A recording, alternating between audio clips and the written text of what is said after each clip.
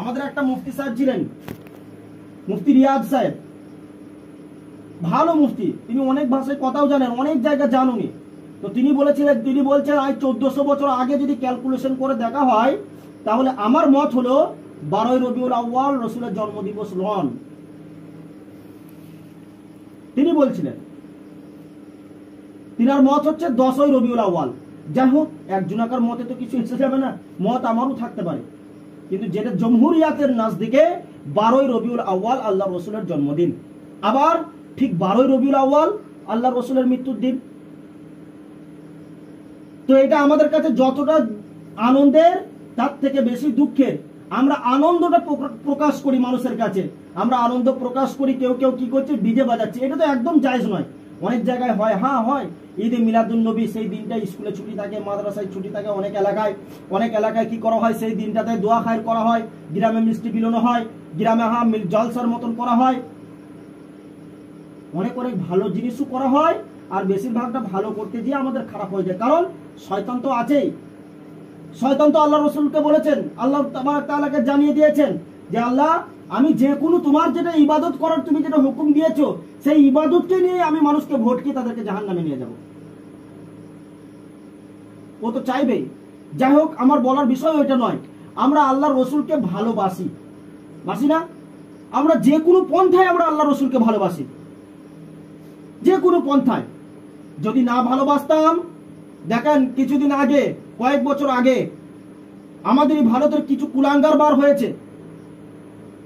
সেই কুলাঙ্গারের মধ্যে থেকে একটা কুলাঙ্গার ছিল নরসিংহ নন্দন স্বামী, তার মধ্যে আবার একটা কুলাঙ্গার বার হলো নুপুর শর্মা। তার নিয়ে আমরা মিছিল করিনি? বলেন, শুধু কি আমরা যারা নামাজ পড়ি তারাই আমরা মিছিলে সামিল হয়েছিলাম, না আমরা যারা নামাজ পড়ি না তারাও গিয়েছিলাম? যারা নামাজ পড়ি না তারা কি করতে গিয়েছিলাম? যারা মুসল্লিরা তারা কি চাপ দিয়েছিল? বলেছিল, ইমাম সাহেব চাপ দিয়েছিল যে তোমার যখন তোমার মা মারা গেলে আমরা জানাজা পড়বো না, আমরা গোসল দেবো না, আমরা মাটি কাটতে যাব না, আমরা তোমাদের ঘরে মিলাদে যাব না? এরকম কোনো কিছু এলান করা হয়নি। গিয়েছিলাম আমরা স্ব ইচ্ছায়। আমাদের এলান করা হয়েছে মিছিলে যেতে হবে, গোটা গ্রামকে গ্রাম, এলাকাকে এলাকা ভেঙে পড়েছিলাম। যত না আলেম, তার থেকে বেশি যুবক সমাজ, তার থেকে বেশি বেনামাজি।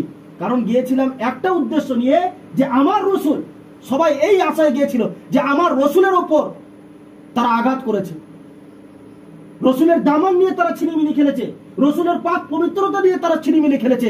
অর্থাৎ আমাদেরকে সকলকে ঐক্যবদ্ধ হয়ে আমাদেরকে যেতে হবে। আমরা পথে সকলে নেমেছিলাম। এটা হলো আমাদের প্রতি রসুলের ভালোবাসা, এটা হলো রসুলের প্রতি আমাদের ভালোবাসা, এটা হলো রসুলের হক। আমরা রসুলের হক আদায় করেছিলাম। শুধু কি এই হকটা আদায় করে দিয়ে আমাদের সীমাবদ্ধ? শুধু কি একবার হক আদায় করে দিলেই হয়ে যাবে? শুধু কি একবার রসুলের ভালোবাসা দেখলেই হয়ে যাবে? রসুলের ভালোবাসা এতটুকুর মধ্যে সীমাবদ্ধ নয়। রসুলকে যদি আমরা প্রকৃত ভালোবেসে থাকি, তাহলে আমাদেরকে নামাজ কায়েম করতে হবে। রসুলকে যদি আমরা প্রকৃত ভালোবেসে থাকি, আল্লাহ রসুল যা কিছু বলেছেন পাই টু পাই আমাদের প্রত্যেকটা হুকুম আহকামকে মেনে চলতে হবে। তিনার তরিকা মোতাবিক, তিনার সিরাতের উপর আমাদেরকে চলার চেষ্টা করতে হবে। আমরা পারছি না, আমাদের দুর্ভাগ্য। আমরা পারছি না, আমাদের কমি, কিন্তু আমরা পারছি না বলে আমরা চেষ্টাও করি না।